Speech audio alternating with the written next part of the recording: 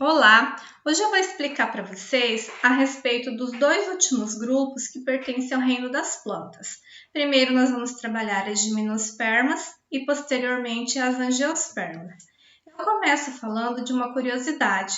Qual que é a maior árvore do mundo? É uma gimnosperma, é uma sequoia gigante. Aqui eu trouxe algumas características relacionadas às dimensões, dessa árvore gigantesca, assim como a idade, que é muito curiosa, tem cerca de 2.200 anos.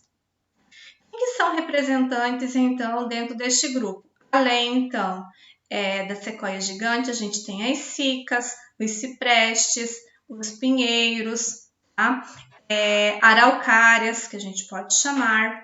E aqui eu tenho, o pinheiro do Paraná, que é símbolo do nosso estado, que é Araucária angustifolia, o nome científico. Trouxe aqui nessa imagem também o estróbilo, tanto feminino como masculino. O estróbilo feminino é conhecido popularmente por pinha, e o estróbilo masculino está sendo mostrado aqui. Ele também forma uma pinha, mas mais fechadinha, tá? E a gente tem como característica, então, o aparecimento desses estróbilos. Quais que são as principais características deste grupo? Então, são plantas vasculares, sendo a maioria de grande porte. Então, a gente já tinha visto lá em Pteridófita, não é uma aquisição evolutiva, porque já apareceu em Pteridófita. Possuem raiz, caule e folhas. Aqui apareceu algo novo, os estróbilos e as sementes. Os estróbilos é como se fosse uma folha rudimentar, sem pétalas, sem ovários, portanto não há formação de fruto. Então, gente, característica deste grupo: não tem flor, não tem fruto, apenas semente. Os estróbilos é como se fossem folhas modificadas, que produzem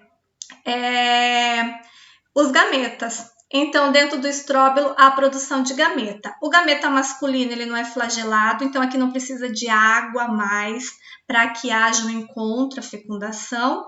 E ele é transportado dentro de grãos de pólen, então ele vai com o vento. Os estróbilos não possuem elementos de atração para polinizadores, porque não tem, então, a questão da produção do néctar, o odor, não tem aquela flor vistosa, então não atrai esses agentes polinizadores, porque não tem flor, tá? Nós já vamos trabalhar a característica das flores e dos agentes polinizadores em angiospermas. Então, o estróbilo masculino tem que ir com o vento mesmo. Foram as primeiras plantas a conquistarem definitivamente o ambiente terrestre, porque não depende mais de água para reprodução. Seu embrião fica protegido na semente, uma estrutura que possui reservas nutritivas e uma proteção contra a desidratação. Então, dentro da semente contém um embrião, que se forma após o processo da fecundação. Aqui tem o ciclo de vida de um pinheiro, tá?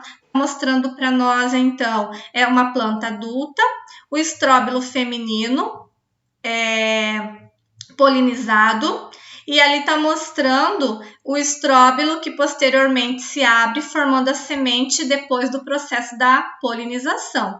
E está mostrando o estróbilo masculino também. Estão percebendo que o estróbilo feminino ele é maior do que o estróbilo masculino ali, ele é mais fechadinho. Somente o estróbilo feminino que produz as sementes, que a gente conhece popularmente no caso, desta planta do pinheiro como pinhão, tá?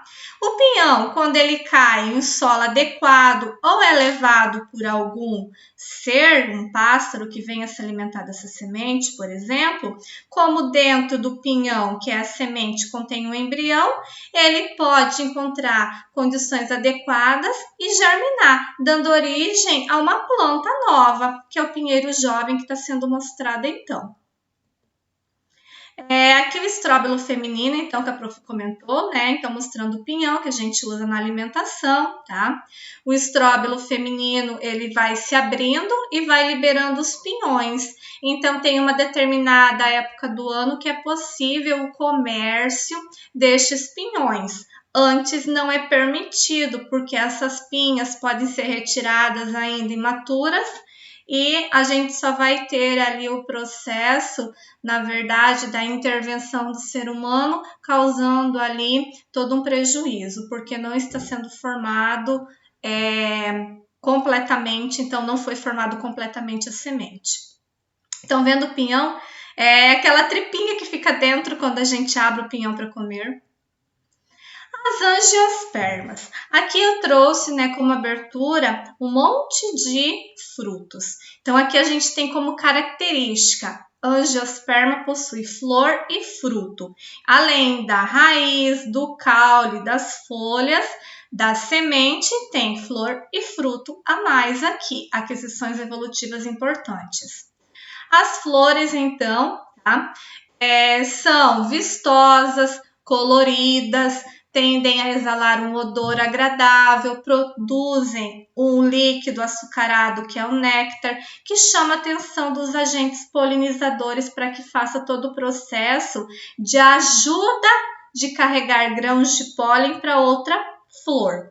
Por quê? Porque tem planta que produz somente flores femininas, tem planta que produz somente flores masculinas. Tem espécie de planta que produz na mesma árvore flores femininas e masculinas, como também tem espécies de plantas que na mesma flor tem estrutura masculina e feminina. Isso varia muito da espécie, tá? As principais características, então, das angiospermas são vasculares, possuem raiz, caule, folhas, flores, sementes e frutos. O que está destacado, flores e frutos. É uma planta completa. Também não necessita da água para que ocorra a fecundação. Suas flores produzem o néctar, que é essa solução, esse líquido açucarado, que atrai animais como abelhas, borboletas, formigas, pássaros, morcegos e outros que fazem o processo da polinização. Da união dos gametas, forma-se um embrião dentro de uma semente, tá? Então, quando unir o gameta masculino e feminino, vai formar dentro da semente um embrião, semelhante ao processo das gimnospermas. Após a fecundação, o ovário da flor se transforma em um fruto e a semente dentro, tá? A semente nutre e protege o embrião. Então, a gente fala que o fruto é uma fortaleza biológica, protege a semente, que protege o embrião. É o grupo vegetal mais recente e mais abundante da Terra. Esse sucesso na dispersão se deve ao fato de que todas as flores possuem ovários, ou seja, produzem frutos, que é uma estrutura que, além de proteger a semente, serve como elemento de atração para animais dispersores de sementes. Então, aqui a gente tem uma questão além, né, dos polinizadores, a gente tem o processo aqui também que nós chamamos comumente, né, dos seres que fazem a dispersão da semente no meio, tá? Então, pega o fruto, se alimenta, larga em outro ambiente. Se a sementinha tiver condição adequada naquele solo, germina e dá origem para uma nova planta. Ou mesmo tem animais que se alimentam desse fruto, como a semente ela é rica em celulose, o sistema digestório desse animal não consegue degradar, dissolver. Então, aonde esse animal venha a liberar essas fezes também pode dar condição adequada para germinação da semente contida ali. Então, assim, é um processo, tá? Muito interessante, que é um ser que ajuda outro. Aqui a gente tem um quadro comparativo das gimnospermas e das angiospermas. Ambas são vasculares, tá? Ambas possuem raiz, caule, folhas e sementes, tá? Não necessitam de água para fecundação, as duas, né? Terminou lá em gimnosperma, até em pteridófitas, elas dependiam, né, da água, porque o gameta é flagelado. Então, aqui a gente já tem grãos de pólen. Da união dos gametas, forma-se um embrião, tá? Também ambas acontecem dentro da semente. o embrião ele fica protegido dentro da semente, a qual tem reserva nutritiva e proteção contra desidratação, que é perda de água. Na angiosperma, a mesma coisa. Aqui na gimnosperma, a gente tem as folhas modificadas que formam estróbilo, e já nas angiospermas, a gente tem a produção da flor, que ajuda, né, a atração dos agentes polinizadores. Nas gimnospermas, os gametas são produzidos nos estróbilos, e lá nas angiospermas, os gametas são produzidos na flor. Então, a flor que contém os gametas, masculino e feminino, como eu falei anteriormente.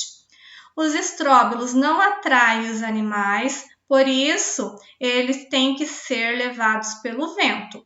Nas flores, acontece a produção do néctar, que atrai esses agentes polinizadores, que ajudam no processo, então, da fecundação. E as flores não possuem ovários, portanto, não produzem frutos, e a semente é nua, tá? Lá em gimnospermas. E as angiospermas, as flores possuem ovários, que após a fecundação se transformam em frutos, com a semente dentro, chamado de fortaleza biológica, qual a prof comentou, tá? Aqui está mostrando para nós o ciclo de vida de uma angiosperma, tá? Então, aqui está mostrando o caso, tá, gente, de uma flor que possui as duas estruturas, feminina e masculina, tá? Então, ali está mostrando para nós o processo da polinização. Estão vendo? Aquelas anteninhas, tá? Que está mostrando ali para nós, que nós já vamos entender a estrutura, o nome de cada estrutura, está liberando gametas masculinos dentro daquele tubo polínico que contém o óvulo, tá? Então, que é a estrutura feminina. Após a união de gametas, que é o processo da fecundação, vão formar-se, então, os frutos. O fruto recobre a semente que contém um embrião dentro. Essa semente, quando cai em solo adequado, ela pode germinar e originar uma nova planta com características próprias. Aqui a gente tem um caso de reprodução sexuada, união de gametas, tá bom, gente? Prof, e as plantas, no caso de gimnospermas e angiospermas, se reproduzem de maneira sexuada? Sim, é este caso, tá? E a assexuada, a gente tem o caso de enxertos, a gente tem o caso de brotamento. Por exemplo, a mãe vai na vizinha e vê uma rosa bonita, foi lá e pediu um galinho. A mãe chegou em casa, colocou no solo aquele galinho da roseira e dias depois começou a crescer, soltar folhas, e daí algum tempo floresceu também. Então, a gente tem o quê? Uma cópia idêntica da roseira da vizinha. Então, é um tipo de reprodução, né, por brotamento assexuada, tá?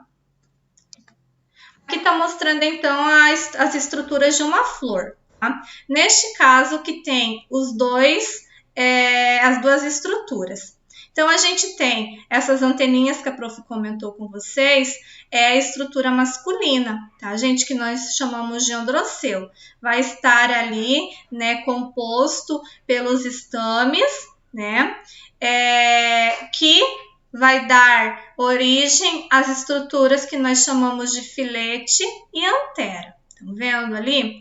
Bem no meio, a gente tem o gineceu, que é a estrutura feminina, os órgãos todos femininos, tá? Formado pelo estigma, pelo estilete, pelo ovário. Dentro do ovário contém os óvulos, tá? As flores podem ter, né, estruturas que nós chamamos de sépalas, de pétalas, do receptáculo, do pedúnculo. Então, é ali toda a estrutura da flor que vai ser característico de cada espécie, tá? Lembrando que nem todas são iguais. Como a gente olha na natureza, realmente elas não são iguais. É interessante vocês estarem observando o livro didático, tá? Que a prof vai estar também enfatizando algumas informações interessantes, tá?